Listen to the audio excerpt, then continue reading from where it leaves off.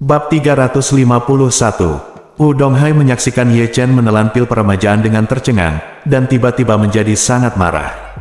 Baru kemudian dia menyadari bahwa Ye Chen sedang mempermainkan dirinya sendiri dari awal hingga akhir. Dia sama sekali tidak bermaksud menjual pil Hui Chun kepadanya, dia hanya ingin mempermalukan ayah dan putranya di depan umum. Dan dia sebenarnya dengan naif berpikir bahwa tawaran 1 miliar yuan telah membuatnya terkesan, dan dia hanya perlu meminta maaf padanya, dan dia akan setuju untuk menjual pil peremajaan kepadanya. Berpikir untuk diejek olehnya seperti ini, dan tangan putranya dilumpuhkan olehnya, Wu Donghai sangat marah hingga dia hampir lari. Dia berdiri dari tanah dalam sekejap, dan berteriak dengan keras, "Ye Chen, aku, Wu Donghai, tidak akan membunuhmu, aku bersumpah untuk tidak menjadi manusia." Setelah itu, ia segera mengeluarkan ponselnya dan menelepon pengawalnya. Pengawalnya adalah yang terbaik dari yang terbaik, dan semuanya adalah dewa perang yang telah pensiun dari ketentaraan. Orang-orang ini biasanya terlihat seperti orang biasa, tetapi salah satu dari mereka adalah pembunuh bayaran. Dapat dikatakan bahwa mereka semua adalah dewa pembunuh tertinggi yang merangkak keluar dari kematian. Ye Chen, sebaliknya, tampak tenang saat ini, tidak tergerak sedikitpun. Setelah meminum pil peremajaan, ia merasakan gelombang panas di tubuhnya. Ia sudah meminum salah satu pil tersebut. Meski tidak memberikan efek peremajaan, namun dapat meningkatkan kebugaran fisiknya secara signifikan. Jika pengawal dari keluarga Wu berani berpura-pura agresif padanya, dia akan bisa membersihkannya sekaligus. Namun, dia tidak menyangka Tuan Song mendengus dingin, tiba-tiba berdiri, dan berteriak dengan marah, "Wu Donghai. Meskipun keluarga Wu Anda besar, keluarga Song saya tidak terbuat dari lumpur. Saya ingin melihat apakah keluarga Wu Anda punya apapun sungguh suatu prestise, berani menyakiti tamu-tamu terhormat keluarga Song saya di keluarga Song saya." Setelah mengatakan itu, Tuan Song berteriak, "Kemarilah, kelilingi aula. Siapapun yang berani menyentuh Tuan Ye hari ini akan dipukuli sampai mati oleh saya."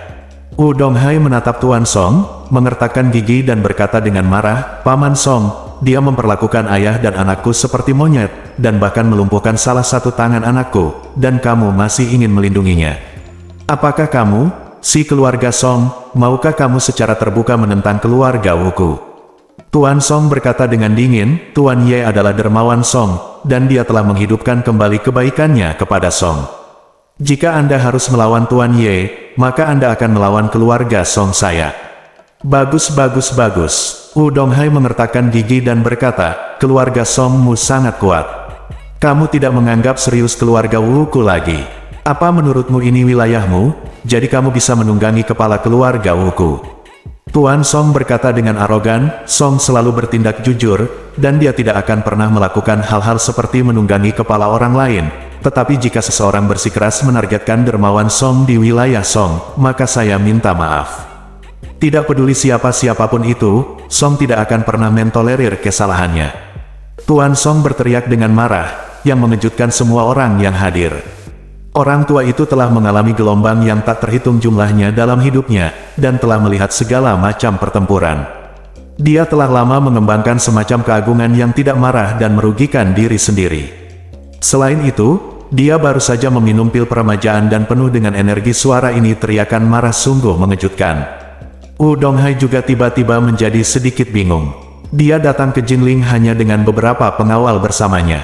Meskipun pengawal ini adalah yang terbaik di antara para master, menghadapi begitu banyak orang dari keluarga Song, pasti tidak ada peluang untuk menang. Bagaimanapun, ini adalah markas besar keluarga Song. Ada puluhan pengawal di depan keluarga Song. Siapa yang tahu berapa banyak orang yang bersembunyi di kegelapan? Jika perkelahian benar-benar terjadi, Wu Donghai pasti tidak akan mendapat bantuan apapun darinya. Beberapa pengawal top mungkin bisa masuk dan keluar seperti Zhao Zilong, tapi dia dan putranya tidak memiliki kemampuan bertarung. Mereka mungkin terluka atau bahkan ditinggalkan di sini oleh keluarga Song. Meskipun keluarga Wu kuat, mereka semua berlokasi di Suzhou dan Hangzhou. Sekarang air dari jauh tidak dapat menyelamatkan api dari dekat. Memikirkan hal ini, Wu Donghai hanya bisa memutuskan untuk menghindari keunggulannya untuk saat ini. Jadi, dia mencibir dan berkata, "Paman Song, apakah kamu bermaksud putus dengan keluarga Wu kita? Oke, kalau begitu, aku akan mewakili keluarga Wu dan putus dengan keluarga Song. Mulai sekarang, Song dan Wu keluarga akan menjadi tidak cocok. Melihat ini, Song Rongrong segera berdiri dan berkata, "Kakek, keluarga Song dan keluarga Wu kami telah berteman selama bertahun-tahun, mohon pikirkan lagi." Song Rongrong tidak ingin melihatnya meskipun dia terbunuh, dan keluarga Song dan Wu bubar sepenuhnya. Dia juga berharap untuk menikahkan Song Wanting dengan keluarga Wu. Jika kedua keluarga itu putus total, maka ini tidak akan mungkin terjadi. Tuan Song melirik Song Honor, dan berkata dengan ringan, "Tidak ada yang perlu dipikirkan dua kali. Keluarga Wu adalah keluarga pertama di selatan Sungai Yangtze. Keluarga Song kami tidak mampu membelinya. Keluarga Song akan memutuskan hubungan dengan keluarga Wu mulai sekarang." Ketika kata-kata itu jatuh ke tanah, semua orang yang hadir tercengang. Tidak ada yang menyangka bahwa pesta ulang tahun akan menyebabkan perpecahan total antara keluarga Wu, keluarga terbesar di Jiangnan, dan keluarga Song, keluarga terbesar di Jinling. Sepertinya Jinling akan berubah di masa depan. Mata dingin Wu Donghai menatap Tuan Song dan Ye Chen, dan dia berkata dengan marah, "Sungguh keluarga Song, betapa Tuan Ye, aku, Wu Donghai, akan mengingatmu. Mari kita lihat, Wu Xin, ayo pergi." Setelah selesai berbicara, Wu Donghai mendukung Wu Xin dan ingin pergi. Ye Chen berkata dengan ringan, "Apakah ini berarti masalahnya sudah selesai?" Wu Donghai berbalik dan bertanya dengan tatapan mematikan, "Ya, apa lagi yang kamu inginkan?" Ye Chen berkata, "Saya melumpuhkan tangan anak Anda hanya untuk memberinya pelajaran, tetapi kalian menghancurkan toko Tuan Si dan Anda harus memberikan kompensasi." Setelah itu, Ye Chen berkata tanpa ragu, "Saya memberi Anda waktu 3 hari untuk mengirimkan 10 kali lipat kompensasi kepada Tuan Si, dan bersujud kepada Tuan Si untuk meminta maaf dan berdoa memohon pengampunan. Jika tidak, saya akan mengirim Wu Xin ke orang lain kali. Bahkan salah satu tanganku lumpuh." Ketika Wu Donghai mendengar ini, matanya dingin dan mematikan. Dia meraung dengan mata terbuka, "Ye Chen, kamu begitu agung. Tahukah kamu status keluarga Wuku di Jiangnan? Jika kamu mengacaukan keluarga Wuku, aku akan membiarkanmu mati tanpa tempat pemakaman." Ye Chen mencibir dan berkata, "Jangan membohongi saya di sini. Di mata saya, keluarga Wu Anda bukan apa-apa. Saya menyarankan Anda untuk keluar dari Jinling segera setelah Anda membayar kompensasi kepada Tuan Si. Jika tidak, ayah dan anak Anda akan melakukannya berada dalam masalah.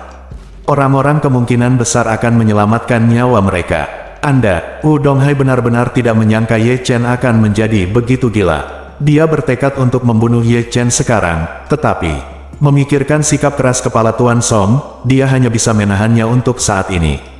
Namun, di dalam hatinya, Ye Chen sudah ditakdirkan untuk mati. Hanya saja waktu untuk membunuhnya belum tepat. Saya akan membuat rencana yang baik setelah saya kembali. Tetapi jika tidak berhasil, saya akan mengirim sekelompok ahli dari keluarga Wu untuk memusnahkan Ye Chen dan keluarga Song." Memikirkan hal ini, Wu Donghai melambaikan tangannya dengan keras dan berseru, "Wu Xin, ayo pergi." Setelah itu, dia membawa Wu Xin dengan tangannya yang patah dan meninggalkan villa keluarga Song karena malu. Song Buangrong memandangi sosok Wu Donghai yang pergi, lalu memandang Song Wanting, dan lelaki tua yang lebih dari 10 tahun lebih muda, diam-diam mengertakkan giginya, matanya penuh keengganan. "Hari ini sungguh kerugian besar bagi diriku sendiri. Kakek," seorang lelaki tua, tiba-tiba memperoleh lebih dari 10 tahun kehidupan, dan Ye Chen menghubungkan kontribusi besar itu dengan Song Wanting. Kakek juga benar-benar berselisih dengan keluarga Wu demi Ye Chen. Jika terus begini, mungkin suatu saat kakek tiba-tiba mengumumkan bahwa Song Wanting akan menjadi penerus generasi penerus. Kalau begitu, bukankah dia akan mengambil air dari keranjang bambu dengan sia-sia? Bab 352, Wu Donghai dan Wu Xin, ayah dan anak, meninggalkan villa keluarga Song dengan marah. Wu Xin menutupi tangannya yang terputus dan berkata sambil menangis, "Ayah, sudah kubilang jangan memohon pada pria bernama Ye itu, tapi kamu menolak untuk mendengarkan. Sekarang tanganku patah, kamu masih diperkosa olehnya. Saya merasa terhina di depan umum dan kehilangan seluruh wajahku." Wu Donghai berkata dengan wajah gelap, "Karena pria bernama Ye sedang mencari kematian, jangan salahkan aku karena bersikap kasar. Jangan khawatir, ayah pasti akan membalaskan dendammu." Xin berseru, kalau begitu kita akan membunuh Ye Chen malam ini. Tidak, Wu Donghai berkata dengan dingin, kita harus mengikuti rencana awal dan membunuh titik senjatanya terlebih dahulu. Apakah itu membunuh Ye Chen atau keluarga Song? Itu akan mudah. Xin buru-buru bertanya, ayah, apa rencana spesifikmu? Wu Donghai berkata, saya akan menyembuhkan tangan Anda terlebih dahulu, dan kita akan membahas sisanya dalam jangka panjang. Keduanya berkata bahwa mereka sudah keluar dari halaman keluarga Song. Liu Guang, yang telah diusir sebelumnya dan telah menunggu di sini, buru-buru menutupi wajahnya yang merah dan bengkak dan segera maju ke depan. Tuan Wu, Tuan Muda. Liu Guanggang berlari ke arahnya dan hendak bertanya apa yang telah mereka lakukan terhadap Ye Chen, tidak ada gunanya. Apakah dia membalas dendam pada dirinya sendiri? Namun, dia tiba-tiba melihat wajah Wu Xin menjadi pucat dan tangan kirinya menggenggam pergelangan tangan kanannya yang bergerak-gerak. Dia merasakan jantungnya berdebar kencang dan mau tidak mau merasakan ada yang tidak beres. Jadi Liu Guang buru-buru bertanya, Tuan Wu, ada apa dengan tanganmu? Wu Xin berkeringat kesakitan, mengerang, dan mengutuk, itu semua Ye Chen. Sampah itu, yang berani melumpuhkan tanganku di depan umum, aku akan memastikan dia mati tanpa penguburan.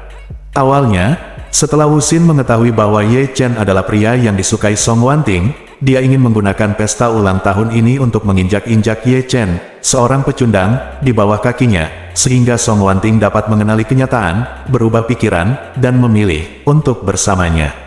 Tanpa diduga, alih-alih bisa menginjak-injak Ye Chen, dia dan ayahnya malah diejek oleh Ye Chen. Baru saja, aku dan ayahku bergiliran bersujud kepada Ye Chen untuk meminta maaf. Ini hanyalah rasa malu terbesar kedua bagi keluarga Wu setelah adik laki-lakinya Wu Qi berubah menjadi binatang pemakan kotoran. Dan bajingan ini tidak hanya membuat dirinya kehilangan muka di depan semua orang. Dia juga mematahkan pergelangan tangannya sendiri. Setelah hari ini, saya khawatir seluruh Jinling akan mengingat bahwa putra tertua yang bermartabat dari keluarga pertama di Jiangnan ditampar wajahnya dengan kejam oleh orang seperti Ye Chen di depan umum dan menjadi bahan tertawaan semua orang. Ketika Liu Guang mendengar kata-kata Wu Xin, dia langsung merasa ngeri. Dia tidak menyangka Ye Chen, seorang pecundang, bahkan berani memukul Tuan Wu. Jadi, dia tidak bisa menahan diri untuk tidak memprovokasi Wu Xin dan berkata, Tuan Wu, pecundang Ye Chen itu berani melakukan ini padamu, jangan biarkan dia pergi. Wu Donghai di samping berkata dengan dingin, jangan khawatir, Ye Chen ini tidak akan hidup lama. Karena itu, Wu Donghai memberitahu Liu Guang, Anda adalah penduduk lokal dan akrab dengan daerah setempat.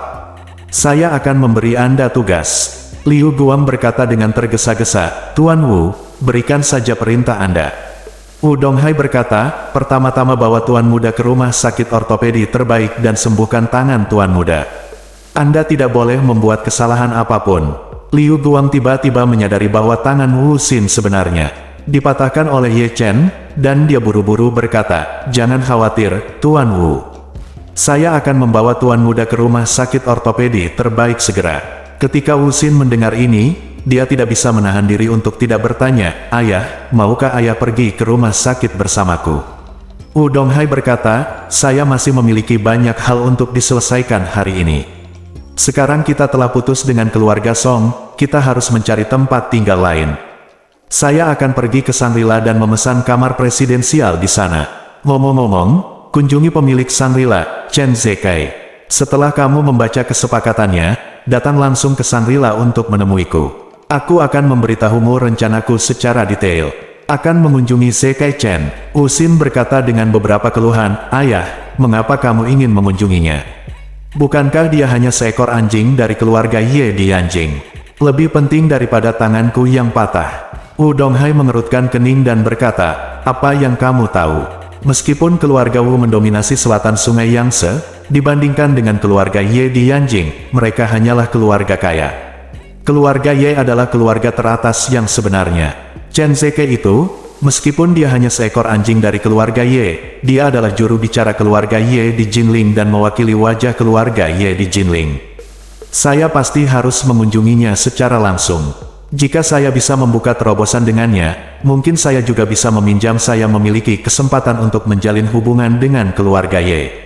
Bagi keluarga Wu, meskipun mereka secara terbuka menyandang nama keluarga pertama di Jiangnan dan mendominasi seluruh Jiangnan, dibandingkan dengan keluarga penyendiri terkemuka seperti keluarga Ye, dapat dikatakan bahwa terdapat perbedaan yang sangat besar. Jika kita dapat memanfaatkan kesempatan ini untuk terhubung dengan keluarga Ye, seluruh keluarga Wu akan meroket.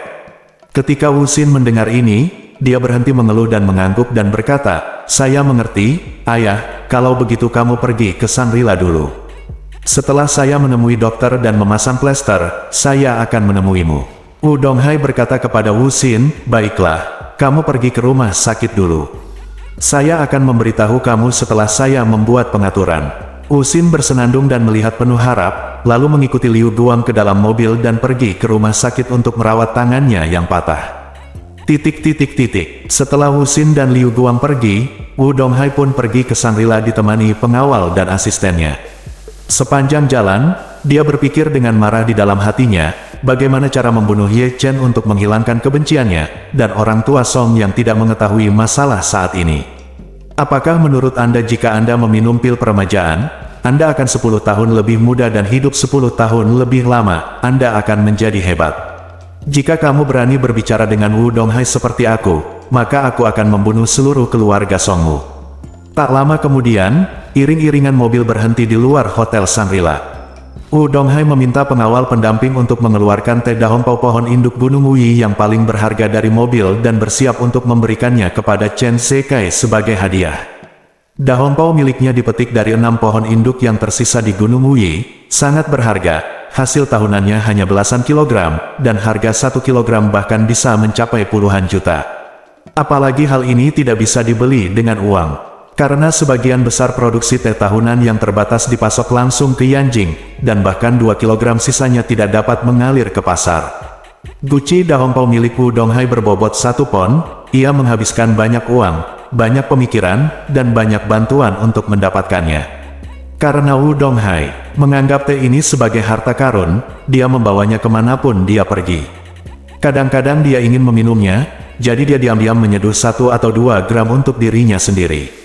Setelah memutuskan untuk datang ke Hotel Shangri-La, ia merasa tidak bisa pergi menemui Chen Zekai dengan tangan kosong, maka ia berencana memberikan toples dahompao ini sebagai hadiah kepada Chen Zekai agar memberikan kesan yang baik padanya. Begitu dia memasuki Shangri-La, Wu Donghai berjalan ke meja depan dan berkata kepada wanita di meja depan, "Halo, tolong beritahu Tuan Chen bahwa Wu Donghai dari keluarga Wu di Suhang ada di sini untuk menemui Anda." Resepsionis di Shangri-La bukanlah resepsionis biasa. Dia sudah mengenal semua orang berkuasa di Jiangnan. Ketika dia mendengar bahwa itu adalah keluarga Wu di Suhang, dia segera memperhatikannya. Dia mengangkat telepon dan menghubungi nomor telepon Chen Zekai kantor secara langsung.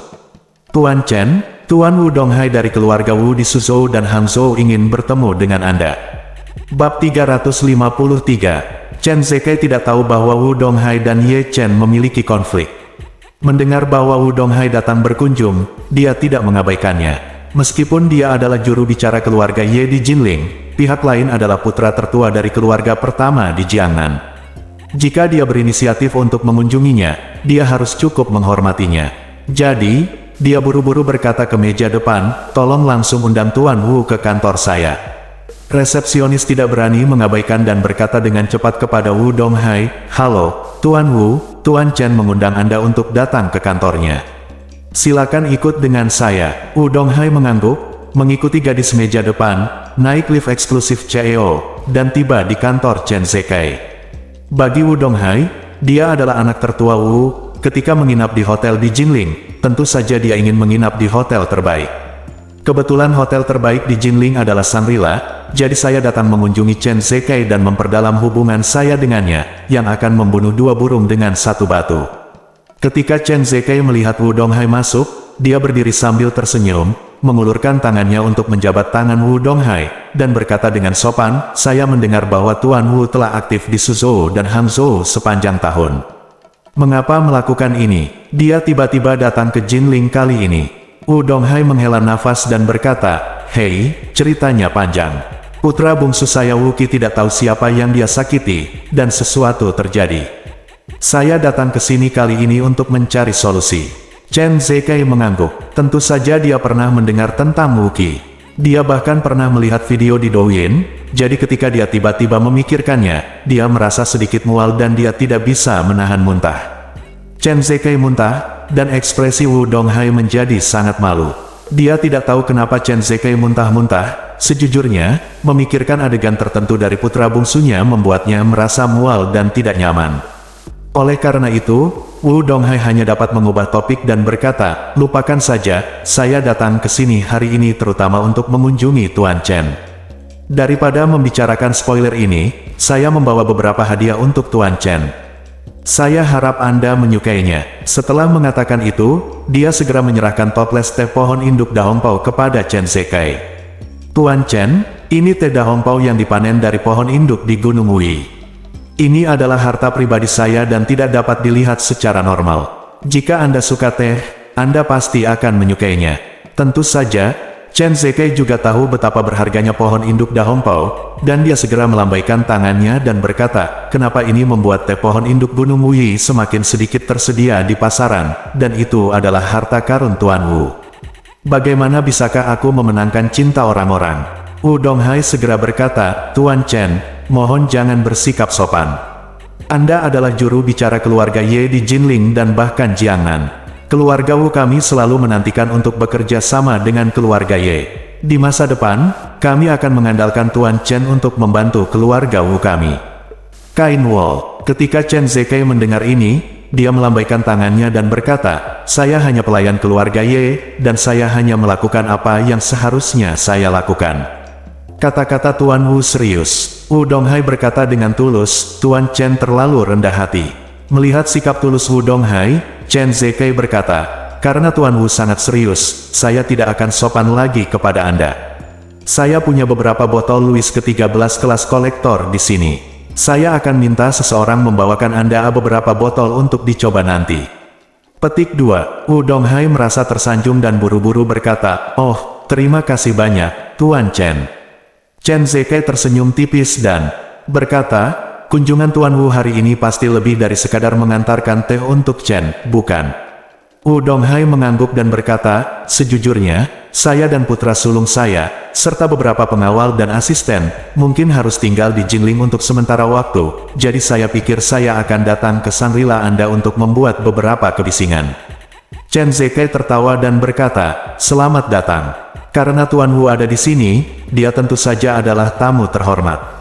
Saya akan mengatur kamar presidensial untuk Anda dan putra Anda. Anda dapat tinggal di sana selama Anda mau." Wu Donghai buru-buru mengungkapkan rasa terima kasihnya. "Oh, terima kasih banyak, Tuan Chen." Chen Zekai tersenyum tenang dan berkata, "Tuan Wu, tidak perlu bersikap sopan." Setelah mengatakan itu, dia bertanya dengan rasa ingin tahu, "Ngomong-ngomong, Tuan Wu, di mana putra sulung Anda? Mengapa dia tidak bersama Anda?" Wu Donghai merasa malu untuk mengatakan bahwa pergelangan tangan putranya telah patah, jadi dia berkata, dia kebetulan ada sesuatu yang harus dilakukan.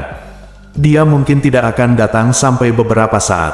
Ketika dia datang, saya akan membawanya mengunjungi Anda. Petik 2. Chen Zekai mengangguk dan berkata, "Jika tidak, saya akan mengatur seseorang untuk membawa Anda kembali ke kamar Anda untuk beristirahat. Ketika putra Anda kembali di malam hari, kami akan makan malam bersama dan memperlakukan Anda berdua sebagai tuan rumah saya." Wu Donghai merasa senang, menangkupkan tangannya dan berkata, "Kalau begitu saya akan berterima kasih, Tuan Chen."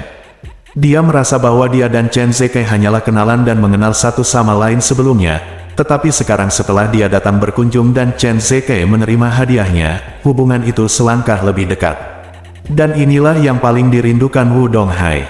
Sebagai juru bicara keluarga Yanjing Ye di Jinling, Chen Zekai adalah batu loncatan. Selama dia bisa menjaga hubungan baik dengannya, dia pasti bisa memanfaatkan kesempatan ini untuk merangkul pohon keluarga Ye yang menjulang tinggi di dunia masa depan.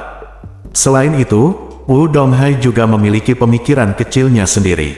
Dia merasa jika keluarga Wu tidak dapat menemukan seseorang yang dapat merawat Wuki, mereka dapat meminta keluarga Ye untuk mengambil tindakan setelah mereka berada di pangkuan keluarga Ye. Dengan kekuatan keluarga Ye, hanya dengan satu perintah, banyak orang mampu dan orang asing akan bekerja untuk mereka. Tapi Chen Zekai tidak terlalu memikirkannya, bagaimanapun juga, dia adalah keluarga pertama di Jiangnan, dan dia masih harus memberinya wajah yang pantas dia dapatkan.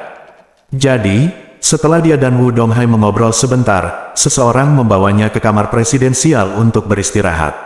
Setelah Wu Donghai memasuki kamar presidensial yang mewah dengan beberapa pengawal, dia menelepon Wu Xin dan memintanya untuk datang dan bermain-main dengannya. Saat ini, Wu Xin sudah memasang plester di rumah sakit. Setelah menerima telepon dari Wu Donghai, dia membawa Liu Guang ke Shangri-La.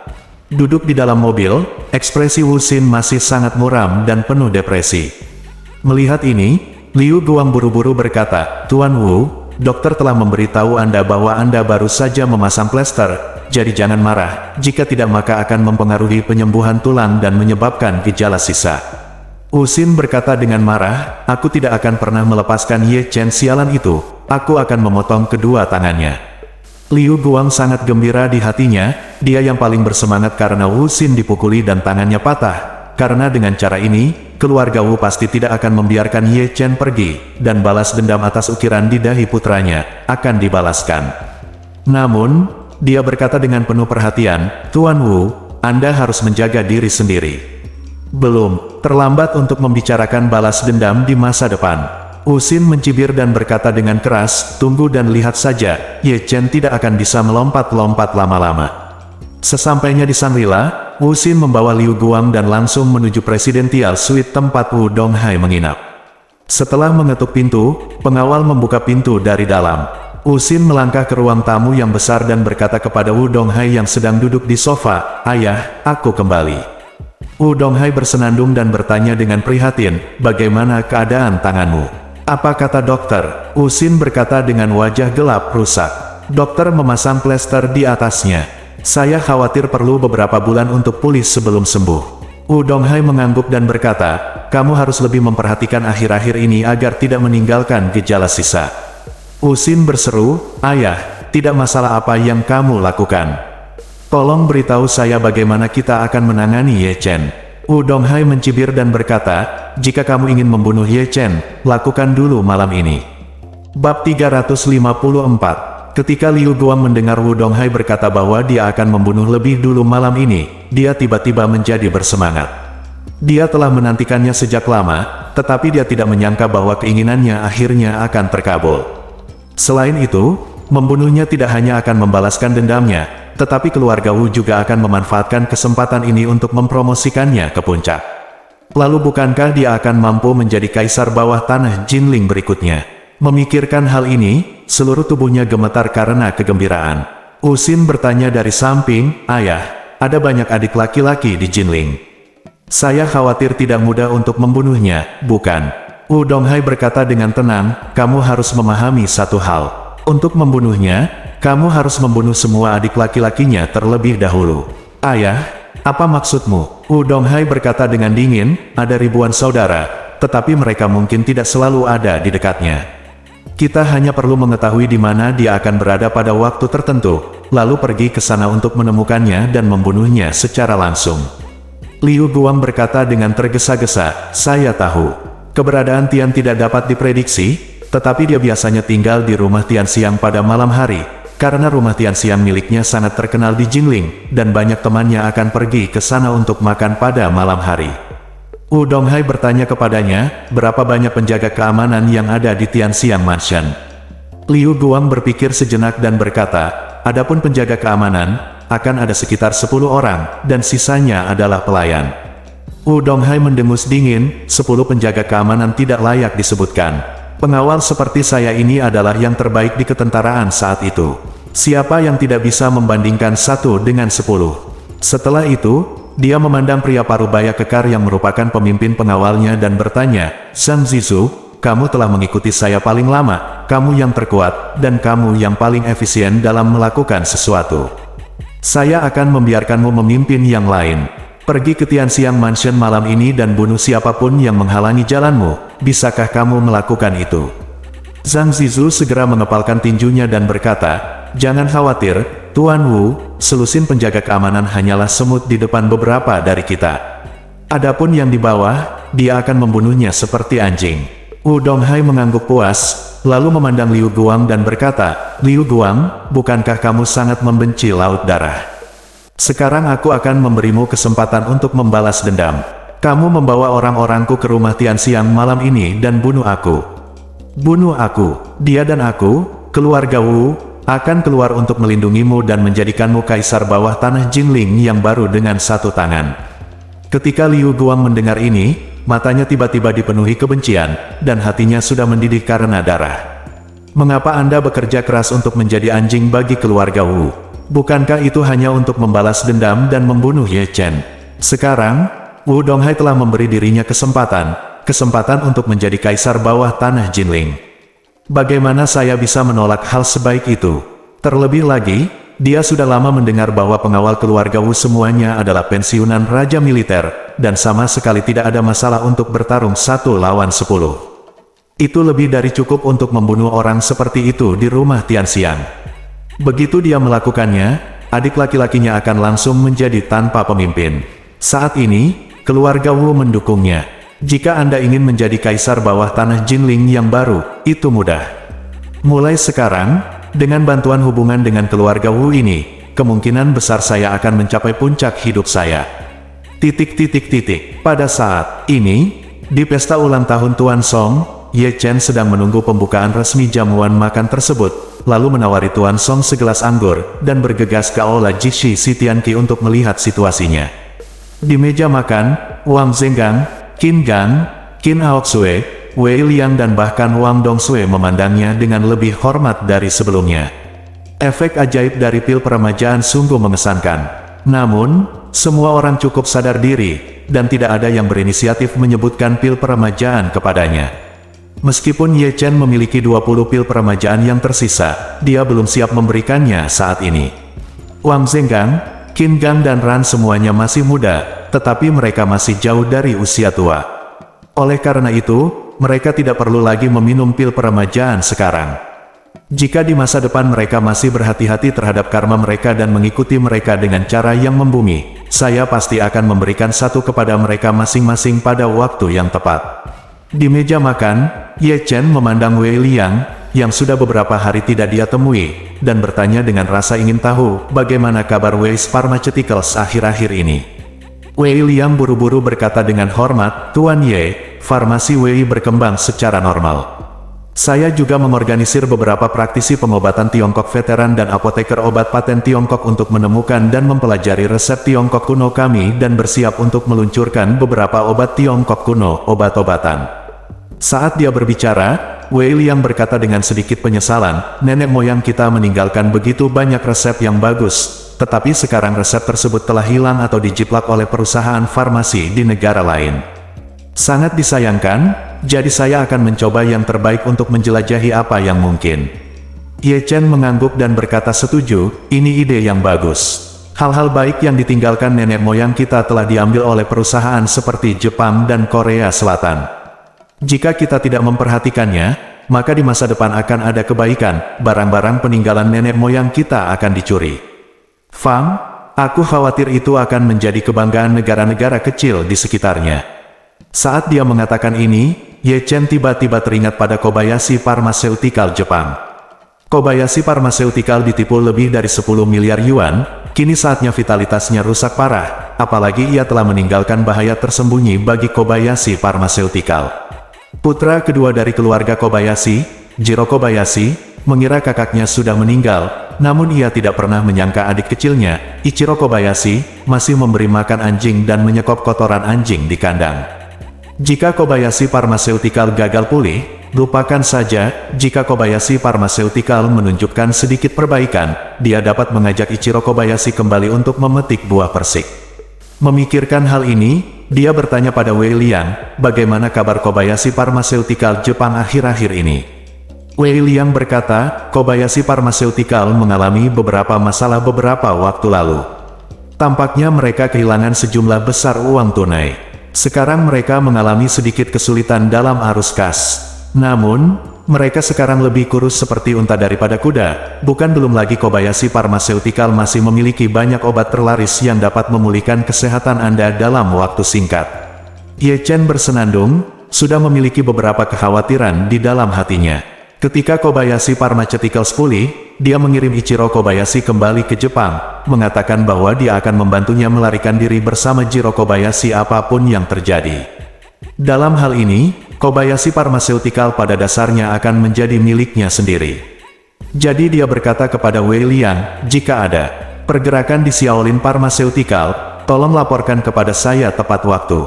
Baik, Tuan Ye. Wei Liang mengangguk dengan saleh dan berkata dengan hormat, saya akan memperhatikannya dengan amat. Ye Chen bertanya lagi, ngomong-ngomong, bagaimana kabar ayah dan kakakmu di Gunung Changbai? Wei Liang tersenyum tipis dan berkata, orang-orang yang saya kirim bergiliran mengawasi mereka. Saya mendengar bahwa suhu di Gunung Changbai baru-baru ini turun dan gunung tersebut tertutup oleh salju tebal. Mereka kekurangan persediaan makanan dan belum mengumpulkan cukup ginseng. Musim dingin ini mungkin kita hanya bisa hidup tanpa makanan dan pakaian. Ye Chen mengangguk dan berkata, kurangnya makanan dan pakaian tidak masalah, selama kamu tidak bisa mati. Wei Liang segera berkata, jangan khawatir, Tuan Ye.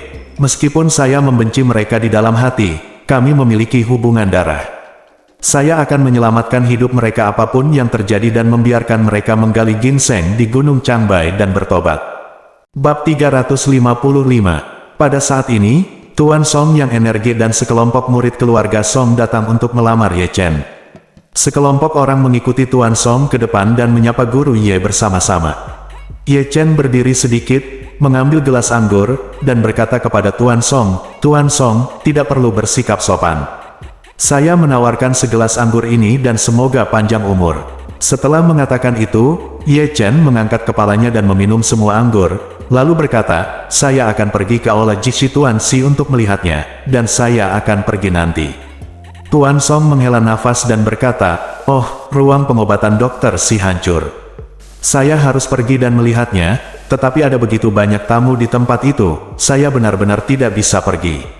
Ye Chen mengangguk dan berkata sambil tersenyum, ulang tahun Tuan Song adalah hari ini, jadi tentu saja saya ingin merayakannya bersama semua orang. Saya sudah menelepon Xiao Zhao untuk memastikan bahwa baik dia maupun Tuan Si tidak terluka. Bahkan jika tokonya hancur, itu tidak akan menjadi masalah. Cepatlah, Tuan Song buru-buru berkata, Tuan Ye, biarkan Wan Ting pergi bersamamu. Lagi pula, Wan Ting lah yang menjemputmu. Tidak nyaman bagimu untuk pergi dari sini sendirian. Ye Chen tidak menolak, dia mengangguk dan setuju, lalu berkata kepada orang-orang yang hadir, semuanya, kamu makan dan minum dengan baik, saya akan mengambil langkah pertama.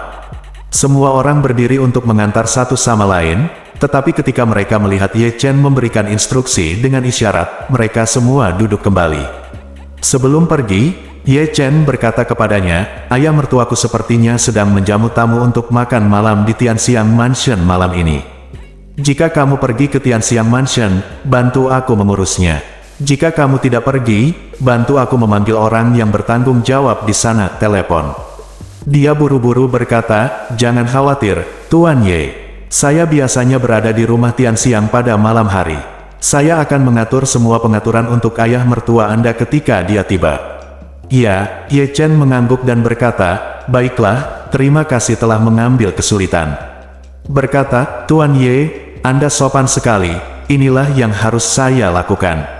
Di mata Ye Chen, ayah mertuanya Xiao Changkun adalah orang yang cukup baik. Selain itu, setelah mengetahui masa lalunya, Ye Chen benar-benar merasa bahwa dirinya sebenarnya sangat menyedihkan, jadi secara naluriah dia ingin sedikit menjaganya lagi.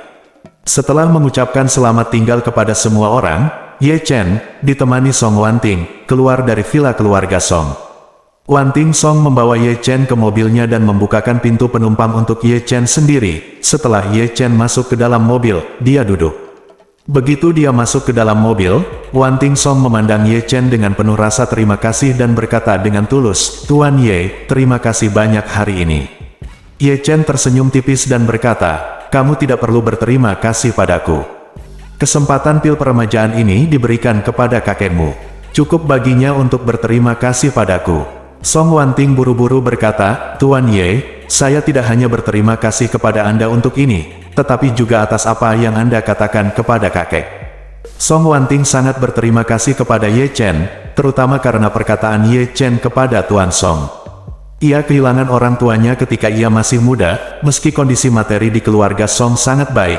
Ia jarang merasakan kasih sayang keluarga dan tidak merasa diperhatikan dan dilindungi setiap saat. Namun, Ye Chen sebenarnya berbicara mewakilinya sekarang, dan bahkan memberinya pujian karena mengembalikan Chundan. Ini membantunya membangun statusnya di keluarga Song. Dalam pandangan Song Wanting, itu seperti momen Ye Chen seolah melindungi dirinya sendiri. Seluruh tubuhnya dipenuhi kehangatan yang belum pernah dia alami sebelumnya. Tidak mudah baginya untuk hidup sendirian di keluarga Song. Ye Chen memandangnya, tersenyum tipis, dan berkata, "Menurutku di antara keturunan generasi ketiga dari keluarga Song, kamu adalah kandidat yang paling cocok untuk mewarisi keluarga Song. Adapun sepupumu, sejujurnya, menurutku itu dia hanyalah pria kuat di luar. Jika keluarga Song menyerahkannya di tangannya, pasti akan menurun." Song Wanting buru-buru melambaikan tangannya, "Sebenarnya, kakakku juga cukup kuat. Aku tidak punya rencana untuk mewarisi keluarga Song di masa depan. Aku hanya berharap setelah kakek meninggal, mereka tidak akan diusir." Ye Chen tersenyum tipis dan berkata dengan serius, "Selama aku di sini, aku tidak akan membiarkan ini terjadi." Song Wanting sangat berterima kasih, mengusap matanya dan berkata, "Tuan Ye, saya akan membawamu ke Jishi Hall sekarang." Setelah itu, dia menyalakan mobil dan pergi keluar villa. Saat ini di aula Jishi, Si Tianqi sedang membawa Chen Xiaozhao untuk membersihkan lemari obat yang dihancurkan oleh pengawal keluarga Wu. Melihat Ye Chen dan Song Wanting masuk, Si Tianqi buru-buru maju dan berkata dengan heran, "Tuan Ye, mengapa kamu ada di sini? Dan Nona Song, bukankah kakekmu merayakan ulang tahunnya?" Ye Chen tersenyum tipis dan berkata, "Saya mendengar dari Xiao Zhao bahwa keluarga Wu datang ke sini untuk menimbulkan masalah, jadi saya datang untuk melihat situasi di pihak Anda." "Apakah kerugiannya besar?" Si Tianqi melambaikan tangannya dan tersenyum dengan tenang, "Itu hanya hilangnya beberapa lemari obat dan bahan obat, bukan apa-apa." Ye Chen mengangguk dan berkata, "Saya memotong tangan kanan Wu Xin sebagai hukuman kecil. Selain itu, saya juga mengatakan kepada mereka bahwa mereka harus datang untuk meminta maaf dalam waktu 3 hari. Ketika Si Tianqi mendengar ini, dia berkata dengan tergesa-gesa dan gugup, "Tuan Ye, Anda tidak perlu putus dengan keluarga Wu karena masalah sepele seperti orang tua. Keluarga Wu adalah keluarga pertama di selatan Sungai Yangtze. Saya khawatir mereka akan memiliki dendam dan niat terhadap Anda, balas dendam." Ye Chen berkata dengan tenang, "Jangan khawatir. Jika keluarga Wu ingin membalas dendam, biarkan dia datang. Saya akan memberitahu mereka dengan hasil bahwa Jinling bukan Suhang. Ada harga yang harus dibayar untuk berpura-pura menjadi keren." Chen Xiaozhao berkata dengan kagum, "Tuan Ye, terima kasih telah membantu saya dan kakek saya keluar dari suasana hati yang buruk ini. Ayah dan anak bernama Wu telah bertindak terlalu jauh. Kita harus memberi mereka pelajaran dan membuat mereka sedikit hormat." Si Tianqi memandang Chen Xiaozhao dan menegur, "Apa yang kamu bicarakan? Berapa kali aku sudah bilang padamu untuk tidak menimbulkan masalah pada Tuan Ye, kenapa gadismu tidak bisa mengerti?" Chen Xiaozhao hanya bisa mengangguk dengan sedih dan tidak berani berkata apa-apa lagi.